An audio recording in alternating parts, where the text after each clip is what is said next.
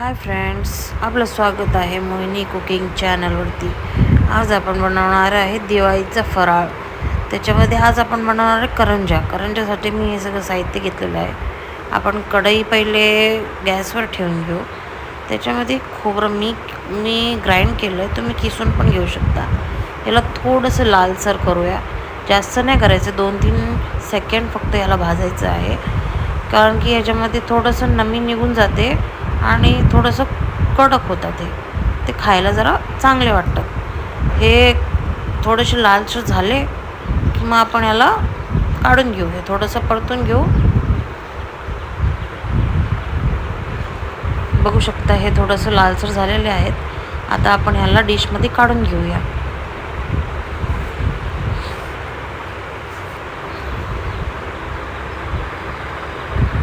त्यानंतर आपण 1.5 चम्मच मी तूप घेतलेलं आहे.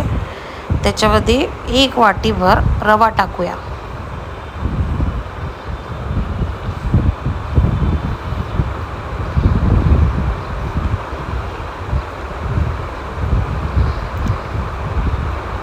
रवा टाकल्यानंतर याला आपण चांगलं असं भाजून घेऊ.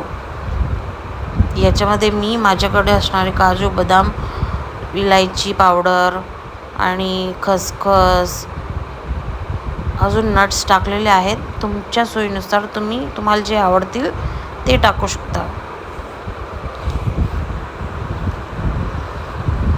हे बघा, मी आता पुढे इलायची पावडर आणि हे बाकीचे सगळे मिक्स नट्स आहेत ते सगळे टाकलेले आहेत. आपण या सगळ्यांना व्यवस्थित भाजून घेऊया.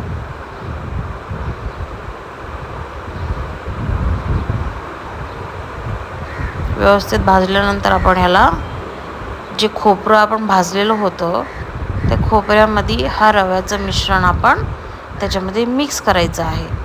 बघू शकता तुम्ही, ह्याला चालवत राहा, कारण की हे खालती लागलं नाही पाहिजे, करपलं नाही पाहिजे. रवा खालती करपला तर त्याचा वास सुटतो, म्हणून हे आपण चालवत राहू. त्याच्याने काय होईल, खालती लागणार नाही. हे आता झालेलं आहे, बघू शकता तुम्ही, लालसर थोडं. आता आपण याला त्या खोबऱ्यामध्ये मिक्स करून घेऊया आणि याला थंड व्हायला ठेवूया, कारण की आपण ह्याच्यामध्ये गरममध्ये पिठी साखर टाकू शकत नाही. पिठी साखर टाकल्यानंतर हे बघा, याचं मिश्रण असं होऊन जाते. मी गार करत 1 तास ठेवलेलं, त्यानंतर मी पिठी साखर मिक्स केली याच्यात. त्या पिठी साखर नंतर तुम्ही बघू शकता, ही पिठी साखर टाकली मी. पिठी साखरला व्यवस्थित मिक्स करून घ्या, जेणेकरून ते एकदम व्यवस्थितपणे मिक्स होऊन असं सारण बनतं. हे सारण तुम्ही 15-20 दिवस टिकवू शकता, कारण की हे तुपामध्ये भाजलेलं आहे आणि ह्याला आपण 15-20 दिवस आरामात स्टोअर करून ठेवू शकतो. आता आपण परात घेतलेली आहे, त्याच्यामध्ये 1 वाटी मी मैदा घेतला आहे. थोडासा पाऊण वाटी मी रवा घेतलेला आहे. त्याच्यामध्ये मी दूध टाकेल थोडंसं.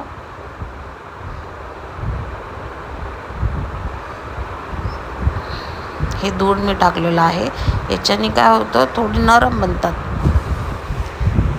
याच्यामध्ये आपण एकदम कडक गरम करून आपण तूप टाकणार आहे, याच्याने खुशखुशीत बनतात.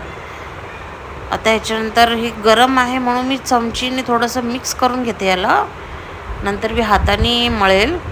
आधी गरम आहे ना तूप, त्याच्यामुळे आपण थोडंसं याला चमचीने करून घेऊया.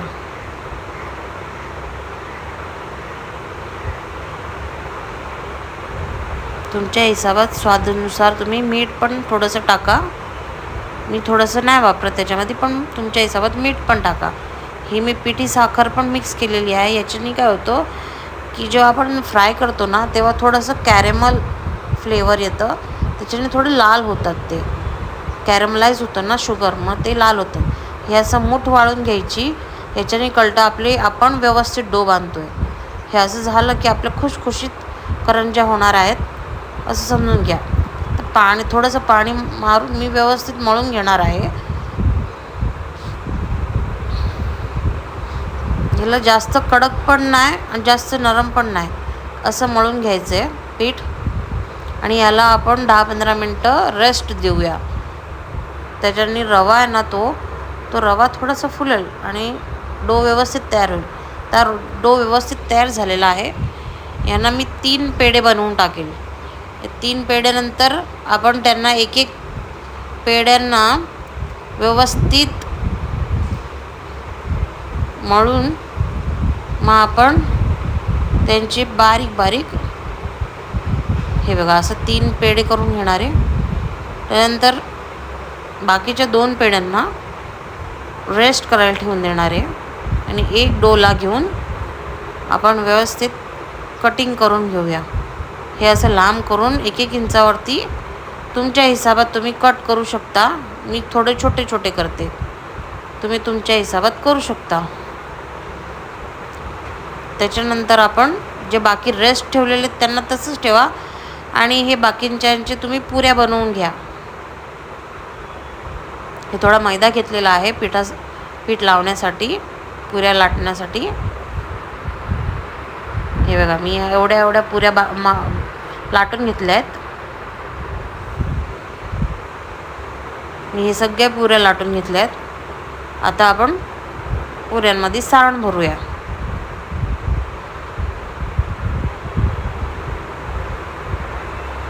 आपण जे मिक्स केलेलं सारण होतं करंजीचं, आम्ही दूध घेतलेलं आहे.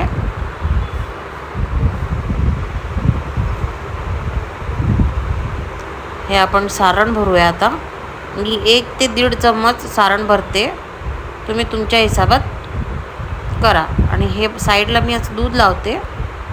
माझ्याकडे साचा नाही, मी हातानेच करते. मी साचेचा उपयोग कमी करते. असं दूध लावल्यानंतर एका साईडच्या परतला फोल्ड करून घेऊया. हे बघा आणि याला व्यवस्थित प्रेस करा. जास्त जोरात पण नका करू, जेणेकरून ते एकदम निथळून जातील, तसं नका करू. डिझाईनसाठी मी ही काटा चम्मचनी त्याच्या आजूबाजूला असं डिझाईन केलेली आहे. याच्याने काय होतो की डिझाईन पण दिसते आणि ते चांगले प्रेस पण होऊन जातात. तळटा वेळेस ते फुटणार नाही, जेणेकरून. हे बघा ही अशी तयार झाली. हे मी सगळ्या करंज्या बनवून घेतलेल्या आहेत. कुठल्या मी हाताने फोल्ड पण केल्या आहेत आणि कुठल्या ह्या काटा चम्मचने मी डिझाईन पण केलेली आहे, तुम्ही बघू शकता. हे सारण आपण बाकी स्टोअर करून ठेवूया. 15 दिवस तुम्ही ह्याला स्टोअर करून ठेवू शकता, काही नाही होत त्याला. मी तुपामध्ये तयार करते, कारण की तुपाची जी नंतर एक लेअर तयार होते ना करंजीवरती, ती अत्यंत मस्त वाटते. हे बघा थोडंसं लो फ्लेमवरती करंजी टाकलेली आहे.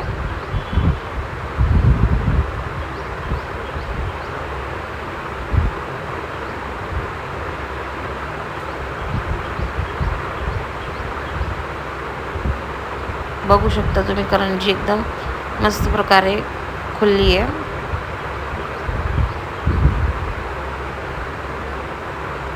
थोडंसं गॅस फास्ट केला आता मी.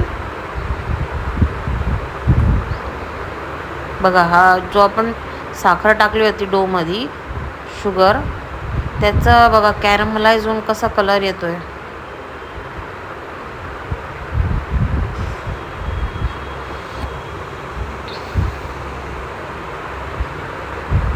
बघू शकता तुम्ही, मस्त हे फुललेली आहेत करंज्या.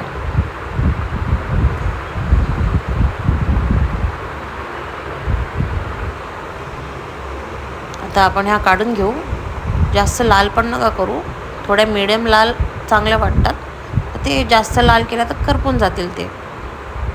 कलर बघा किती सुंदर आलेला आहे.